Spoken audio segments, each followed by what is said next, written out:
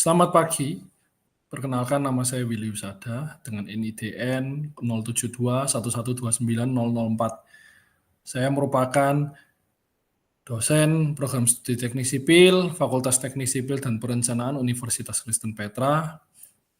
Pada kesempatan kali ini, saya akan menjelaskan deskripsi mata kuliah dari mata kuliah yang saya ampu, yaitu Analisa Struktur 1 dengan kode TS 4213. Deskripsi mata kuliah atau kontrak kuliah. Deskripsi mata kuliah Analisa Struktur 1 TS 4213 ini adalah mata kuliah wajib di semester 2 pada program studi teknik sipil yang membahas tentang analisa struktur statis tertentu, yaitu tentang prinsip dan metode analisa statis untuk menyelesaikan berbagai persoalan di struktur statis tertentu. Tujuan mata kuliahnya sendiri ada 3. Jadi diharapkan melalui mata kuliah ini, 1. Mahasiswa mampu mengidealisasikan struktur, memodelkan beban ke dalam idealisasi struktur, menyelesaikan persoalan kesetimbangan gaya dan momen, menghitung reaksi perletakan dan menggambar diagram gaya dalam. Di sini ada 3 buah gaya dalam, gaya normal, gaya geser, dan momen, atau disimbolkan dengan NDM, pada berbagai macam struktur statis tertentu. Tujuan yang kedua, mahasiswa mampu untuk menggambar dan menggunakan garis pengaruh akibat beban berjalan pada berbagai macam struktur statis tertentu. Tujuan yang ketiga, mahasiswa mampu menghitung deformasi, yaitu defleksi dan rotasi pada berbagai macam struktur statis tertentu. Mata kuliah prasyarat dari mata kuliah analisa struktur 1 ini adalah mata kuliah statika TS 4211, yang dimana mata kuliah statika ini telah mengajarkan tentang prinsip dasar dari mekanika teknik, kemudian tentang kesetimbangan, equilibrium, dan juga tentang analisa struktur dengan bentuk dasar ya, yang lebih sederhana. Nah, pada analisa struktur 1 ini, mata kuliah ini akan dilakukan analisa struktur statis tertentu dengan bentuk yang lebih menengah ke kompleks. Metode pembelajarannya sendiri ada ceramah, ada diskusi, dan ada latihan soal. Jadi melalui ceramah diberikan dasar awal daripada pengertian, informasi, dan teori. Kemudian ada diskusi ini bisa diskusi tentang apa yang sudah diajarkan, maupun dari belajar mandiri yang dikonfirmasi maupun ditanyakan, kemudian mengenai hal-hal yang ditemui ketika belajar mandiri maupun belajar ketika mendengarkan kuliah dan lain sebagainya. Kemudian ada latihan soal yang digunakan untuk mengecek sejauh mana pemahaman dan juga di dalam aplikasi ya.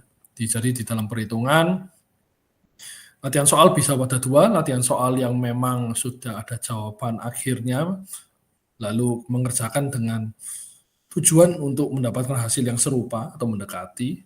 Sedangkan latihan soal yang tipe kedua adalah yang memang bebas ya, yang dibuat langsung dan jawaban akhirnya dicari bersama-sama ya, di dalam kelas maupun sebagai latihan mandiri. Untuk asesmen penilaian ada 4 buah, 2 diantaranya merupakan tes kecil, 2 diantaranya merupakan ujian. Tes kecil menyumbang 20% dengan 2 buah tes masing-masing 10%. Total 100% berarti 80% merupakan bobot ujian.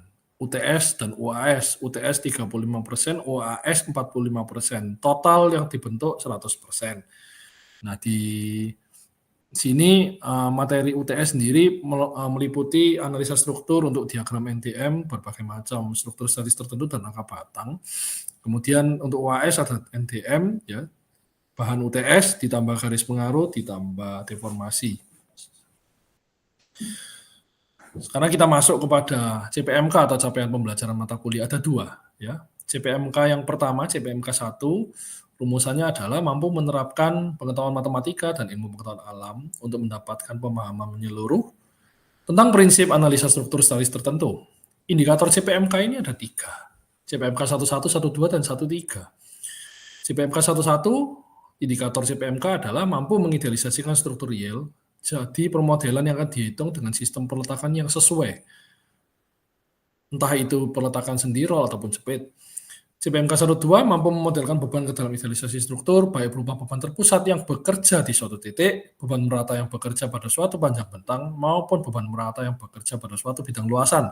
Dan CPMK 1.3 mampu menyelesaikan persoalan kesetimbangan gaya dan momen untuk mendapatkan reaksi-reaksi peletakan dan garis pengaruh reaksi peletakan. CPMK 1 ini berrelasi, ya, berkait dengan capaian pembelajaran lulusan atau CPL TS 0401, yang dimana indikator CPL ini adalah mampu memahami konsep dasar matematika, ilmu pengetahuan alam, material, teknologi informasi, dan keteknikan di bidang ilmu teknik sipil. Sekarang CPMK yang kedua. Rumusan dari CPMK 2 adalah mampu mengidentifikasi, merumuskan, menganalisis, dan menyelesaikan permasalahan analisa struktur statis tertentu. Indikator CPMK ada 3, CPMK 21, 22, dan 23. CPMK 21, indikatornya adalah mampu menghitung dan menggambar diagram gaya dalam NDM pada balok Gerber, portal 3 sendi, busur 3 sendi, dan konstruksi atau struktur rangka batang. CPMK 22 mampu menggambar dan menggunakan garis pengaruh reaksi peletakan dan garis pengaruh gaya dalam pada suatu struktur statis tertentu untuk balok, portal, busur, dan rangka batang.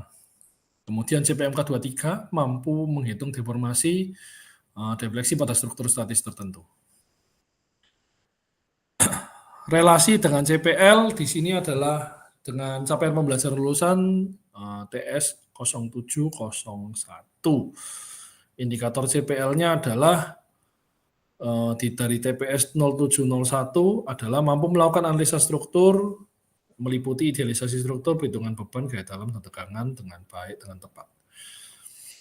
Berikut adalah rencana pembelajaran mingguan yang tersusun selama 16 pertemuan, ya, 16 pertemuan 7171. Jadi ujian UTS 1, UAS 1, lalu kuliah sebelum UTS 7, kuliah setelah UTS sampai UAS juga 7. Kira-kira gitu ya kalau disusun di dalam 16 pertemuan. Pertemuan 1 membahas tentang pendahuluan. Pokok bahasanya adalah pendahuluan dan review daripada statika. Metodenya ceramah dan diskusi. Pertemuan kedua tentang balok Gerber, lebih tepatnya ceramah dan latihan soal, ya. Akan mulai latihan soal. Kemudian yang ketiga adalah portal, yaitu portal 3 sendi. Kemudian adalah busur, yaitu busur 3 sendi. Pertemuan keempat. Pertemuan kelima diambil asesmen pertama, yaitu tes kecil yang pertama, dengan pokok bahasan balok, portal, busur. Jadi kombinasi pertemuan 2, 3, 4, balok Gerber, portal 3 sendi, dan busur 3 sendi. Jadi ini menghitung reaksi peletakan sampai menggambar diagram gaya dalam NDM. Kemudian pertemuan 6 dan 7 dengan pokok bahasan rangka batang dibagi 2. Rangka batang untuk metode potongan dan metode titik buhul. Kemudian batang 0 dan rangka batang sekunder ataupun rangka batang tersusun, ya. Ceramah dan latihan soal. Kemudian pertemuan ke-8 diagendakan untuk asesmen UTS, ya, asesmen ujian tengah semester. Materinya ya mulai dari awal sampai akhir, jadi mulai balok sampai rangka batang. Kemudian untuk separuh semester yang kedua, pertemuan 9 hingga 16, ini fokusnya memang pada garis pengaruh dan juga deformasi. Jadi pertemuan 9 sampai 14 untuk garis pengaruh, jadi pertemuan 9 garis pengaruh balok sederhana dan cantilever, jepit bebas. Pertemuan 10 garis pengaruh balok dengan muatan tidak langsung. Di sini akan diajarkan juga konsep momen maksimum akibat beban kendaraan dan momen absolut. Yang pertemuan 11 garis pengaruh balok Gerber, di sini akan dikenalkan unit load method, secara khusus principle of virtual displacement atau PVD. Pertemuan 12 garis pengaruh pada rangka batang, ya. Pertemuan 13 garis pengaruh dari pertemuan 13 ini cukup pokok bahasanya garis pengaruh balok sederhana, cantilever, balok Gerber, dan rangka batang untuk pengambilan tes yang kedua. Jadi akan ada assessment juga di pertemuan ke-13. Jadi ini assessment, yaitu materi dari pertemuan 9 hingga 12. Pertemuan 14 dan 15, pertemuan 14 garis pengaruh, portal dan busur 3 sendi, ceramah dan latihan soal. Pertemuan 15 ini tentang deformasi. Secara spesifik hanya membahas tentang rangka batang statis tertentu, tentunya defleksi. Ya, yang dimaksudkan deformasi di rangka batang, defleksi vertikal maupun defleksi horizontal.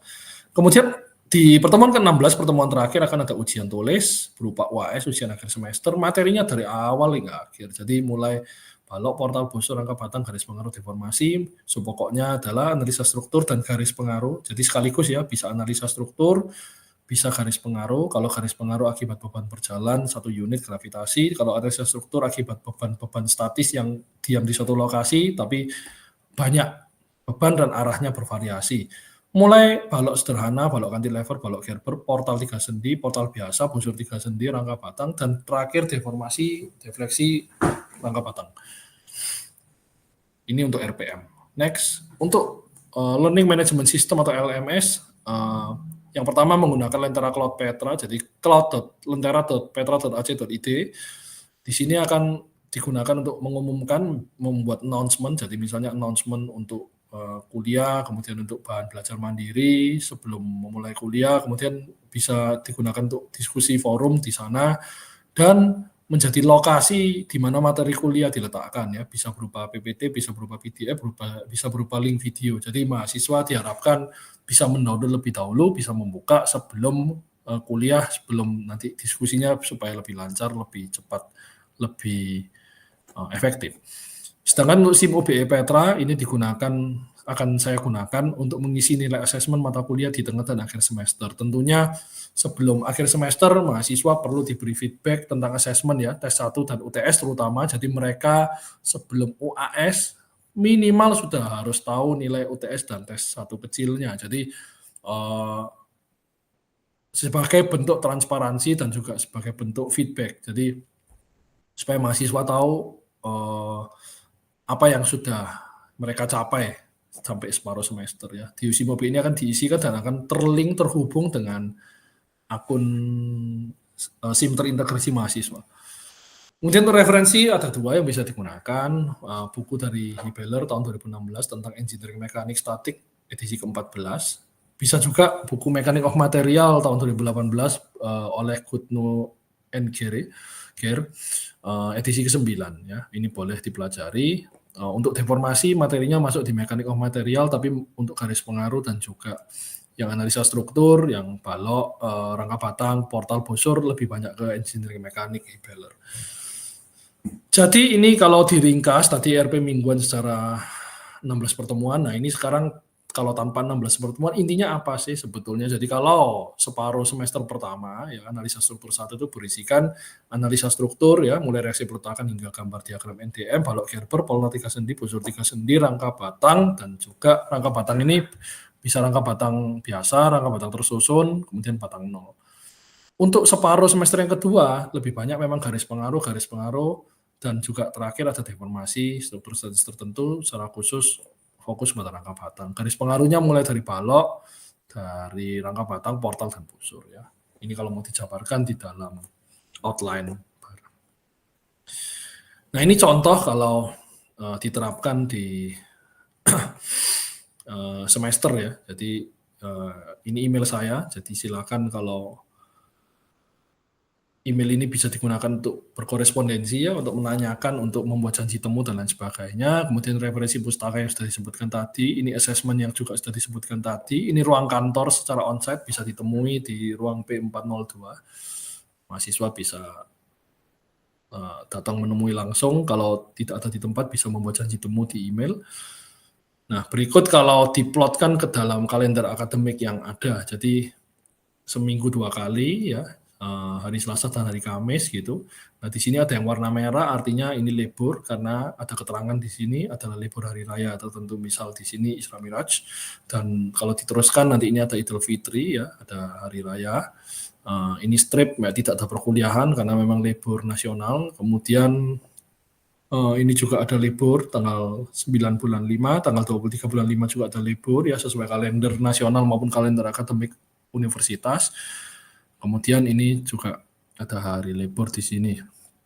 Nah, kalau dikembalikan ya ini bulan Februari, ini bulan Maret, bulan April. Nah, ini bisa terlihat jadi postur penataan minggu ini belajar apa gitu ya. Ini sudah kelihatan, oh balok Gerber di Februari minggu kedua, portal di Februari minggu ketiga dan keempat, busur awal Maret, rangka batang pertengahan Maret, lalu UTS di setelah hari raya Lebaran ya, hari raya Idul Fitri di Senin tanggal 22 April tahun 2024. Kemudian setelah itu Berarti materi setelah UTS ya di garis pengaruh ini ya, tes kecil di akhir Maret ya.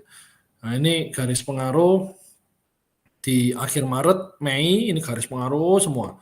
Macam-macam ya, mulai balok, rangka batang, portal bosor, balok Gerber. Kemudian di Juni, nah itu mulai dibahas tentang deformasi pada rangka batang statis tertentu. Nah, ini ada latihan-latihan yang diberikan dan juga ada tes 2 di sini ya di awal Juni sebelum nanti persiapan ujian lalu masuk kepada periode ujian dan ujian analisa struktur 1 jatuh pada hari Senin tanggal 24 Juni tahun 2024. Diharapkan melalui tabel jadwal kuliah mulai awal hingga UAS ini mahasiswa bisa merencanakan, memplanning dengan lebih baik. Tentunya karena di dalam satu semester akan mengambil sekitar 20 SKS atau lebih. Ya. Demikian yang bisa saya sampaikan. Sampai di sini saja penyampaian saya. Terima kasih atas waktunya. Semoga bermanfaat. Selamat pagi.